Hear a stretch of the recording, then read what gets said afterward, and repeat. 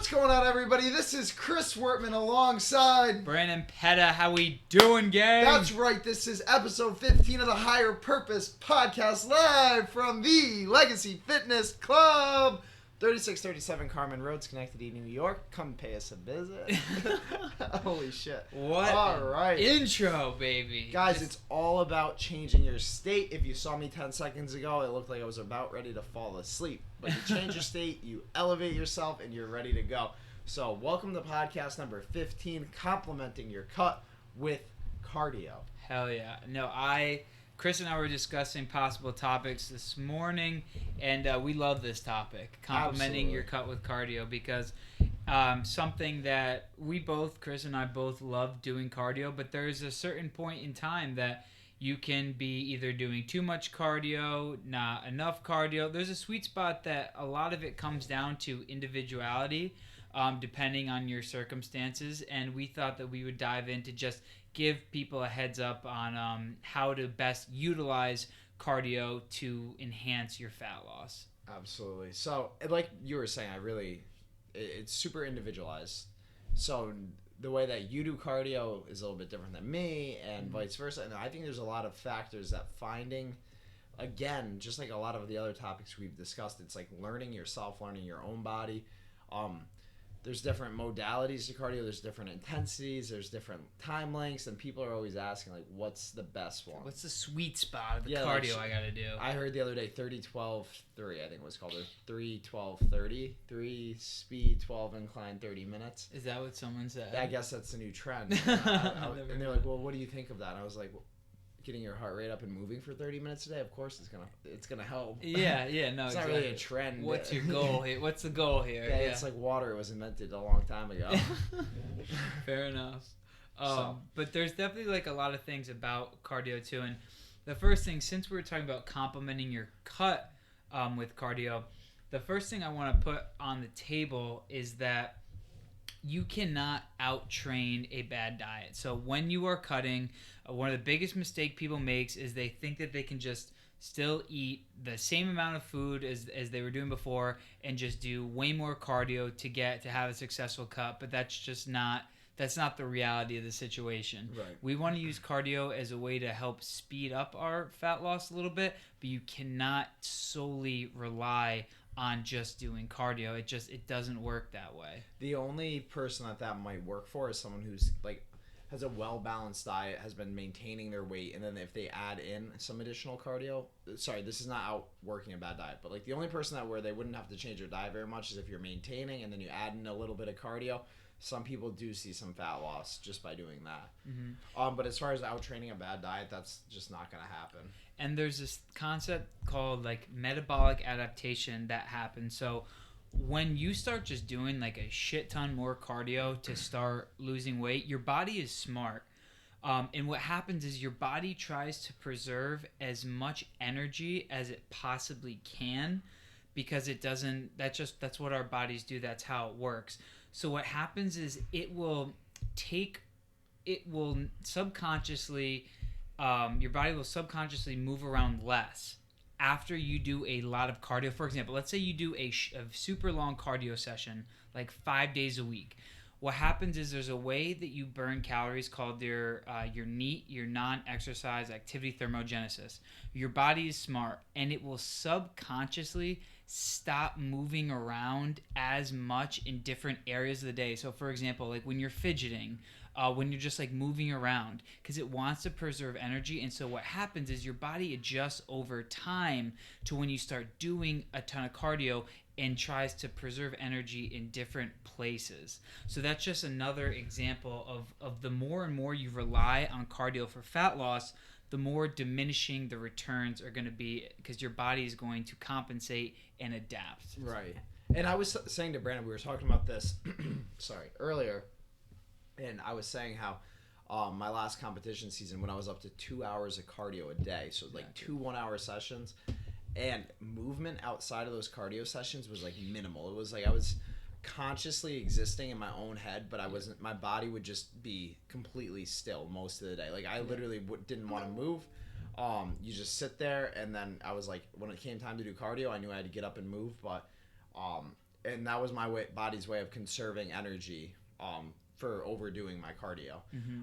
I know I've personally made a vow to never be doing more than an hour of cardio a day, structured cardio, which I think is like, I never would even like prescribe to someone or tell someone that they should be doing 90 minutes, 120 minutes. It just turns into really like a torturous place. The only time that would ever do is like if you genuinely like love doing cardio and you're training for some type of endurance event. Half marathon. Yeah, that's one thing too. Or if you don't even do any weight training, which we don't really think about, but some people don't do much weight training. They want to go for long runs. And there's a point in time, like studies show that if you are getting into the range of, so it depends on the timing and the frequency during the week, but if you get to a point where you're 4 to 5 times a week and you're doing cardio for longer than 60 minutes, you could be putting like your muscle gains at risk a ton at that point in time too. So there is a sweet spot for how much you want to do to be able to retain your muscle as well as burn fat. And there just are a lot of different variables when it comes to best. And I think that the best type of cardio is like you were saying, neat. And that's when you're not really structuring it. Things like getting up and moving around the house, being on your feet more. Maybe you have a standing desk. Maybe it's walking around the mall, walking around the grocery store. These are great ways to like burn extra calories without it being structured. And I think like as far as modality, like just getting your steps in throughout the day. I work a very physical job as a trainer. I'm on my feet all day. I'm moving weights around. I'm talking to people. I'm standing much of the day. So like for me, that's a great way to get quote unquote like cardio, extra calories burned rather than just like sitting all day at a desk job, driving to work, driving home. Exactly. So I think the first place we need to identify is who you are and what your typical day looks like. That's when it comes to cardio. So like if a client comes to me and they're wanting to lose weight, we'll talk about calories, diet, and then when it comes to weight training and cardio, I typically ask, like, what do you do for work? And some people tell me, like, oh, I'm a construction worker who's on my feet all day. I'm digging ditches. I'm whatever it might be. I'm a garbage man. I'm a cleaner. I move. I'm constantly on my feet. And then I have people that work from home. They wake up, walk 10 steps to the kitchen, grab water, walk 10 steps back to their laptop, and then they're on it for the next 10 hours. And these are completely different types of careers and people, and they're going to therefore require different types. Absolutely. So that's why we're talking about it depends so much. If you're a farmer, you probably don't need to do much cardio at all, but if you're sitting at your desk in a sedentary position, you're going to have to add some cardio sessions. And anecdotally, I know from like the past, and this is just like from my personal experience, especially early on in my college days when I didn't know too much about cardio and dieting and tracking, that I would naturally gain weight in the winter and become stockier. And then in the spring and summer, as I started playing more basketball, as I was doing more like walks around my neighborhood, getting more active, riding the bike, not even saying like, oh, I'm gonna go for a walk and burn calories, just doing it because it's there, I started to burn more calories. I would naturally get lean in the summer. So exactly. I always thought, with indirectly, no calculations at all, that's what happens when you bring up your movement or if you decrease your movement. For more like a practical approach, so like if someone is sedentary that I'm working with and this is their first week, or typically I will prescribe about 2 to 3 cardio sessions per week, depending, going between 20 and 40 minutes. But what I also like to do a lot is, so in the beginning, we have to see what our rate of fat loss is. So like when you're in your cut and you're at the beginning of it, if you're losing like 0.5 pound to 2 pounds of body weight per week, like just consistently, then you don't have to do anything different with your cardio. Like you're doing fine, you're having success. Using cardio needs to be used as a tool. Like if you only lost the 0.5 pound and you wanted to lose closer to 1.5 to 2 pounds, then increase the cardio. Like, but you kind of have to figure that out on your own. Like you have to figure out your own body, how, like what cardio, adding how much cardio, how many times a week, what is going to allow you to lose weight at a rate that you are happy with. which should generally not be above 2 pounds per week if you're trying to preserve your muscle and not just go crazy there. But so a lot of it is individualized in that sense. Like if you're feeling solid and you're losing a pound a week and you're hitting cardio 2 to 3 times a week, then that's a perfect place to be at. But then if you hit that plateau for 2-3 weeks there, then increase another cardio session or two, or maybe do your session for add another 20 minutes. Like there's just different ways that you want to play around with it that's gonna align better with the goals that you have foreseen for yourself. Right. And I think too, so I usually start around the same with my clients, like 3 times a week. Get it structured into your day and like your schedule too. Like if you know like I would set goals. I wouldn't say like, oh, I'm gonna do cardio 3 days this week. I would say Monday, Wednesday, and Friday I am going to hit cardio, or on my rest days from the gym I'm gonna be doing a 30-minute cardio session. That's first things first. So like get it structured and know when you're gonna be doing your sessions. That way you can like hold yourself accountable.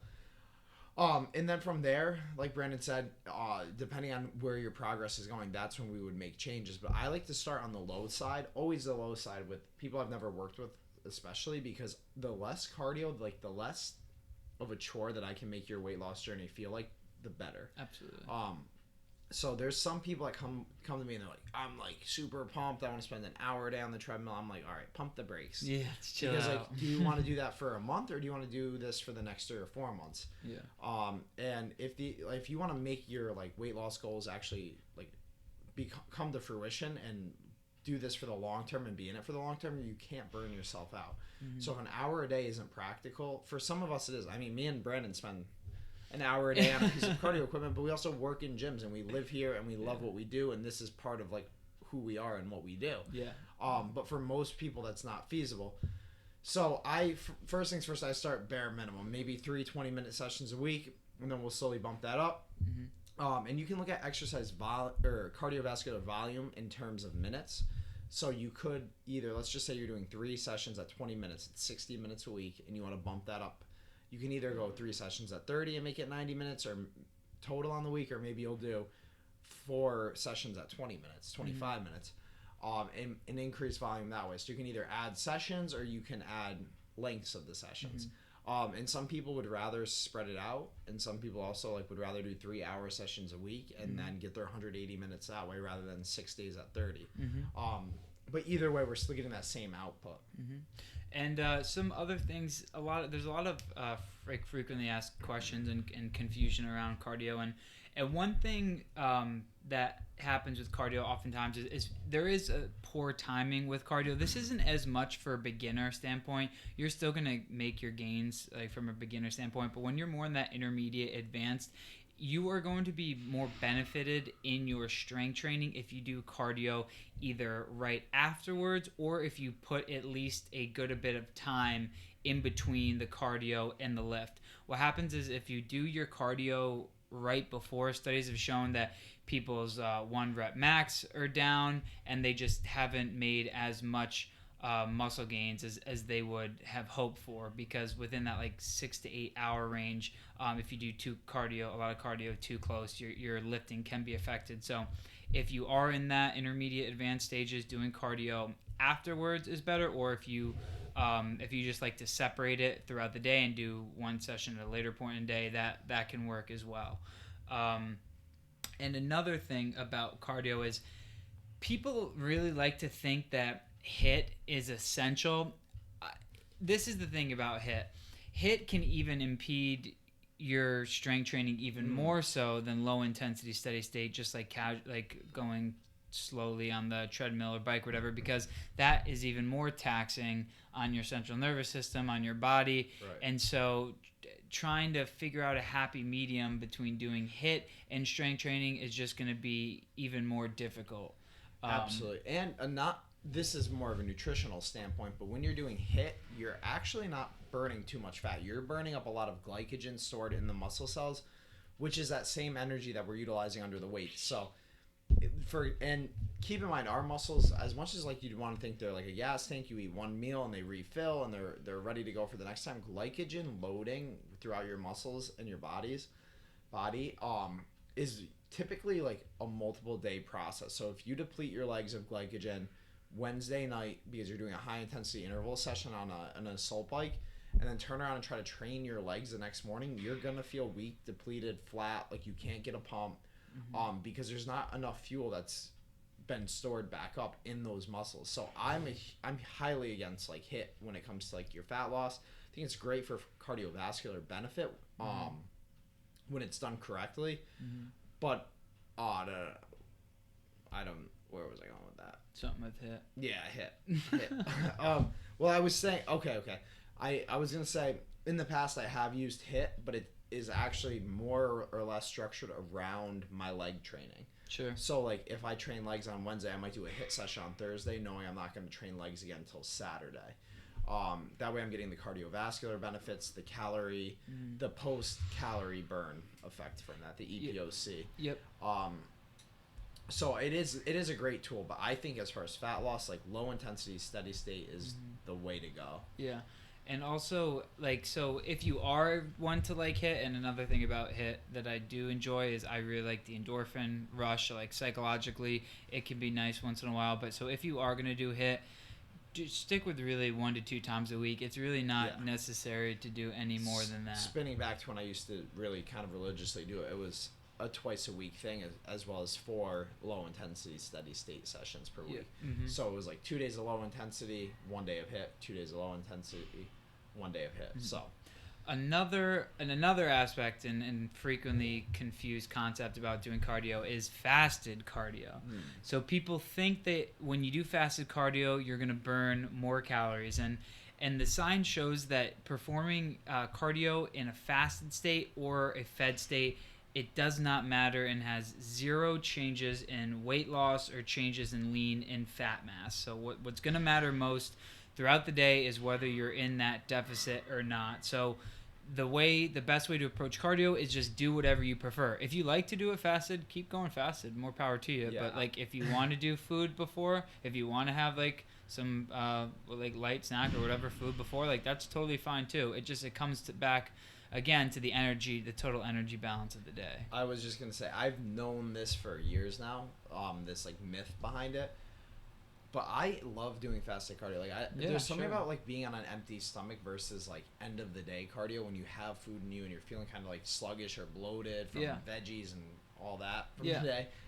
I like doing it in the morning. Plus, I just feel like I have more energy and I feel lighter on my feet. So that's a personal thing. Though. I actually do enjoy fasted a lot as well, but just know it has no impact on like the amount of fat that you're going to burn, whether you're in a fed state or a fasted state doing your cardio. But so other just great benefits like about cardio when you're doing your cut is you're going to be able to keep your calories slightly higher when you're doing cardio.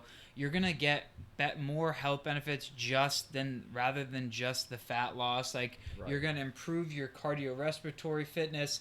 And improving your cardiorespiratory fitness, it's actually really cool because I've even bumped up my own cardio recently, and it's so apparent during my lifts. Like the recovery time, I do not need nearly as much recovery time. When you're more cardiovascularly fit, I feel like you recover quickly during weight training sessions, and not only that, it's just like activities of daily living. Like you're not out of breath all the time because you're in much better like shape health wise. And I think like something about like cutting and implementing cardio as a part of your daily routine or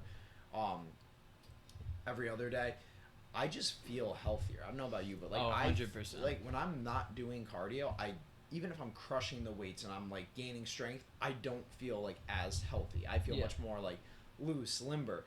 And just like you get a runner's high, we were talking about runner's high a few episodes ago. I get like a cardio high. Like you saw me today, right after I got off the treadmill. Like that's when I'm almost like on this high of like preaching of like I feel so great.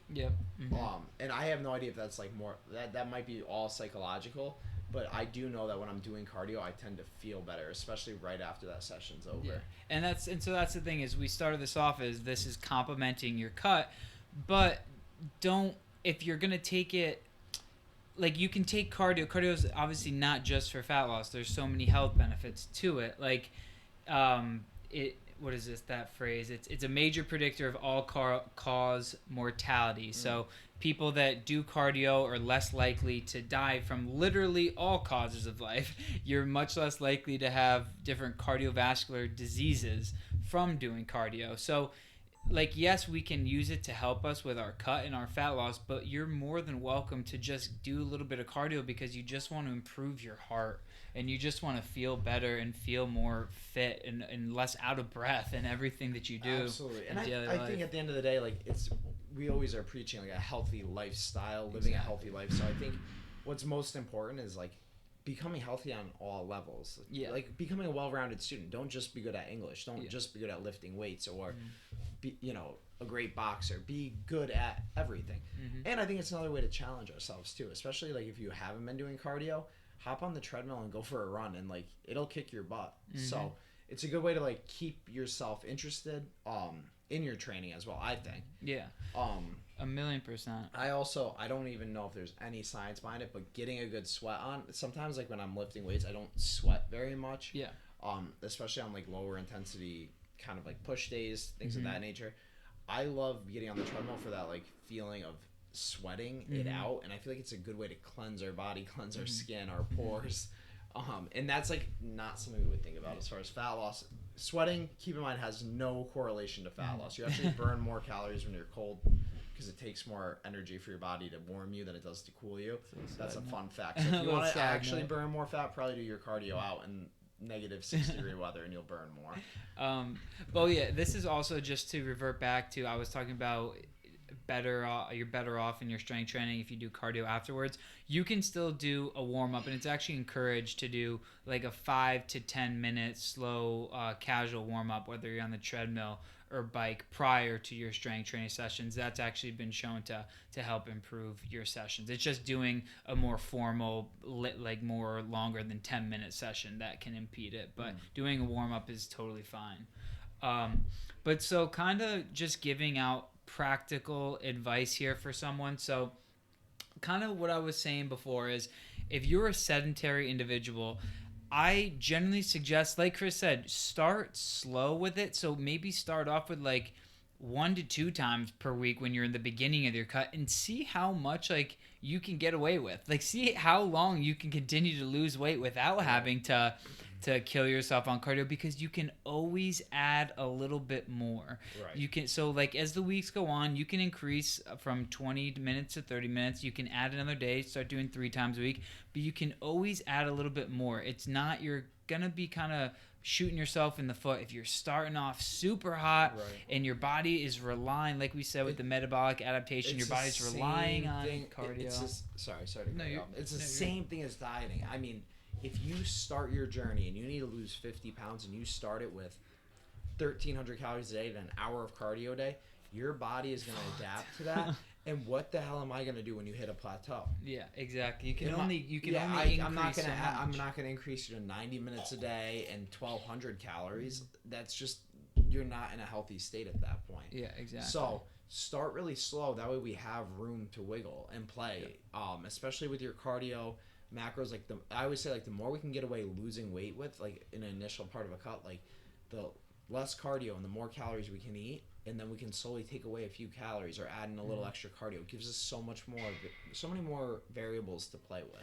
Yep. And when people, like so many people, when they're like, I gotta cut more calories, ask yourself before you decide to cut more calories to just lose more fat. One, ask yourself if you are enjoying your cardio. Like if you absolutely dread cardio, or you're doing already enough cardio, then you can think about the calories. But prior to the calories, ask yourself truly, like, can I add a little bit more cardio in during the week? Like, can I add an extra session? Can I do it for a little bit more time? It's always better to increase your movement rather than rely on cutting your calories, because you can only cut those calories so low, and then you're just, like we were just talked about, you're really just can be in an unhealthy place. So I always suggest to increase your movement prior to cutting your calories. And then I just had 3 thoughts come to mind. Okay, sure. So I don't take notes like Brandon does. I just let it rock. The first things first is calories. I know even for myself, the calories burned on the screen tends to get to a lot of people. And I don't want people to rely on that. So don't look at, I literally try not to pay attention at all to the amount of calories that the treadmill says that I burn. Because, and I can give you an example. You can walk 3 incline or 12 speed or 3 speed, 12 incline, 30 minutes on the treadmill we have here at Legacy. You can do it at Vent and you can do it at Crunch. And I can almost guarantee that all 3 treadmills are going to have a different number for your output. And so don't rely on that. Don't be like, oh, I burned 800 calories on the treadmill, so I can eat 800 calories extra and still be in my deficit. Fuck that. So don't ever have that mindset.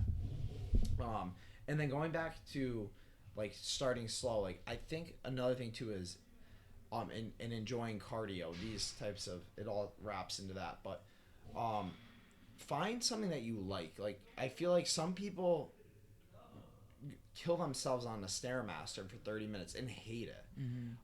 And how likely is that going to be to how likely are you going to be to sustain it when you don't enjoy it? So maybe you prefer incline walking, or maybe you prefer an elliptical or running or cycling or the rowing machine. Whatever you like best, that's what I would stick with. And if it gets boring, switch up the modality. Like, don't be afraid to hop. Like Brandon does all the time. You hop on the elliptical. You go from, a treadmill to an elliptical to maybe one day you're on the recumbent bike. Like, keep the modes switched up. One, it's going to keep your body guessing. 2, it's going to keep it more pleasurable, more fun, give you some different challenges based on the modality that you choose. And then the third thought that I had in mind too was, I actually use cardio, and I've used it for several different things in the past, but you can like double the use of your time. So don't like look at, oh, I got to spend an hour on the treadmill. It's like an hour of time wasted, or 30 minutes even. Don't waste your time. That 30 minutes is like, it can be used in many different ways. So valuable. Yeah, those 30 minutes. So valuable. And, like, ask Brandon, lately, with everything that goes on here on a day-to-day basis, don't even look at me when I'm on the treadmill, because that's my time. And when I am either meditating on motivational speeches, or I'm reading or listening to audiobooks. I put my phone on silent. Don't text me. Don't talk to me. Don't do anything. Don't look at me, because that's my me time. So now I'm not only am I using that time to make myself more cardiovascular fit, to aid me on my fat loss journey, but I'm using it to become a better person and mentally healing myself, learning, growing. So you can use that time for a bunch of different things. Another thing that I used to get all of my Instagram and social media posts, like captions written. I used to do all my filters, all of that thing.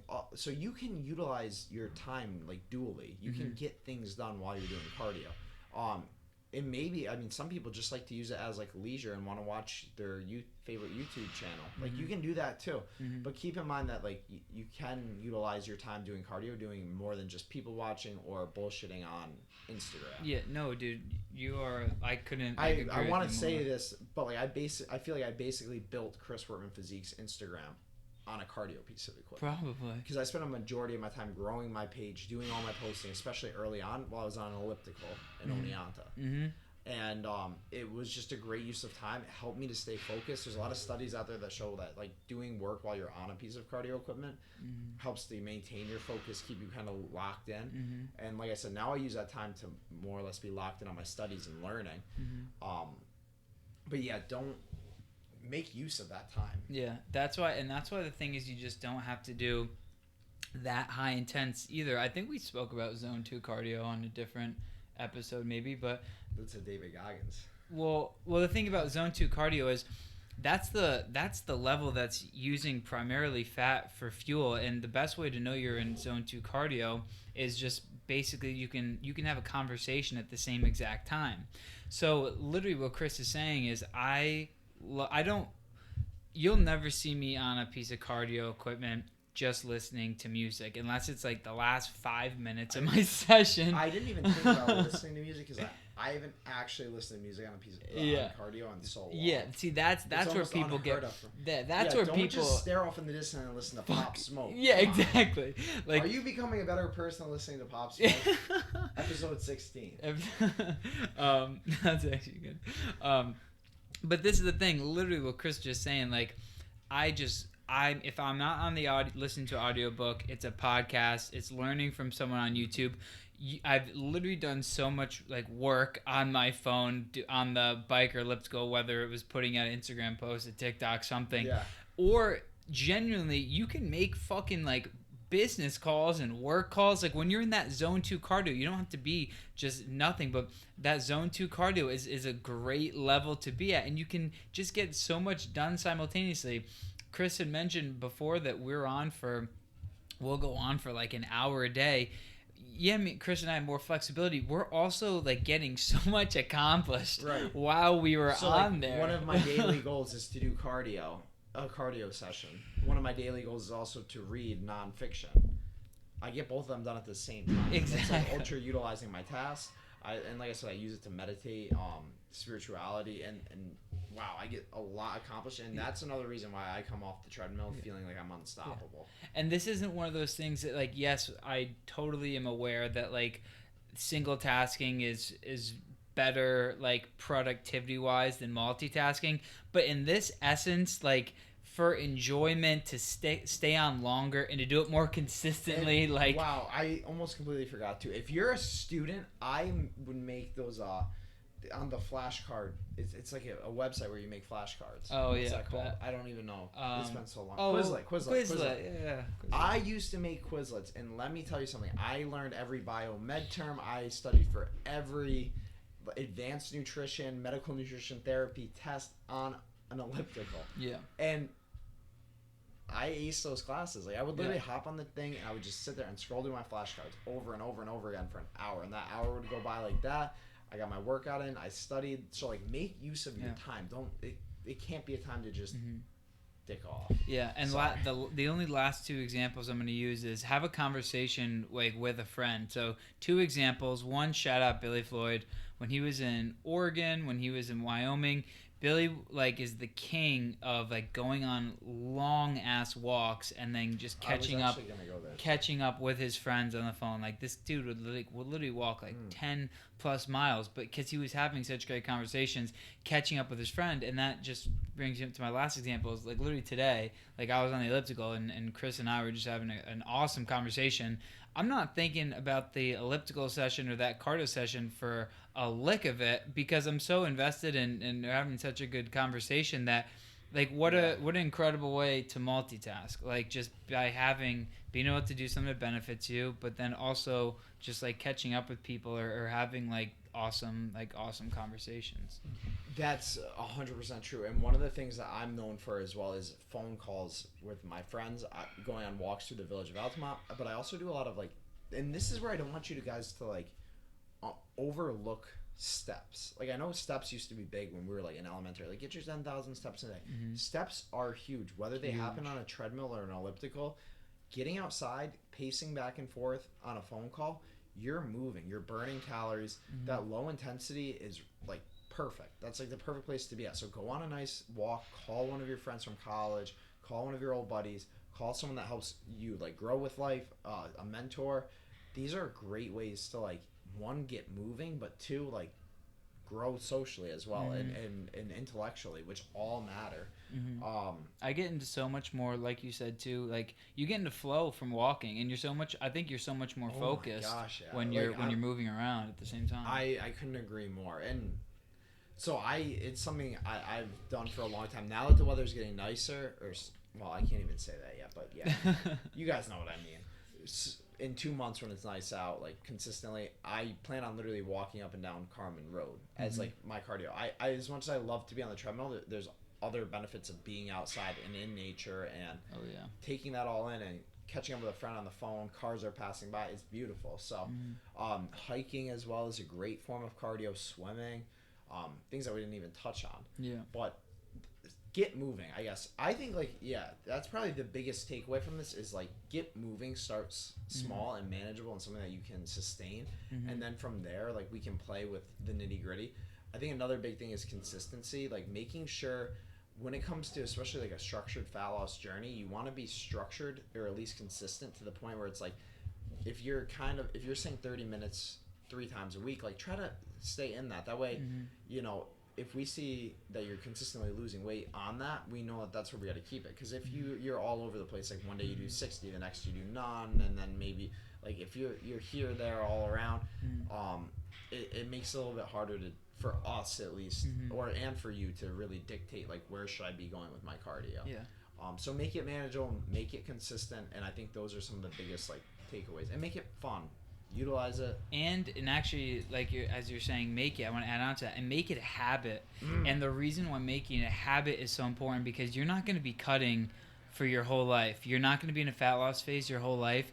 And as we spoke about, nutrition is king when it comes to fat loss, but exercise and movement and being active is king for maintenance. So when you are finally out of that cut, what are you going to rely on? It's going to be around your maintenance calories, but it is going to be hugely important to be moving and active, and creating a habit out of that, of getting that cardio in when you're in that fat loss is going to make that transition and being able to maintain so much more likely and manageable. Yeah, and I think it's just great. I mean, it's more of like a bodybuilder and a bro thing to like cut cardio completely during the off season, but all of those benefits that you just gained on your VO2 max, on your body's ability to utilize oxygen, they start to go down when you don't, use it as much and do cardio. So keep it as a part of your lifestyle. I think that like I'm a firm believer in walking, so that's like my favorite method, and I really hope that when I'm 90, I'm still like going for walks. Like I know I won't be lifting weights, but I know I'll hopefully still be able to walk around the block. So that's something that I'm looking for as like a longevity thing too.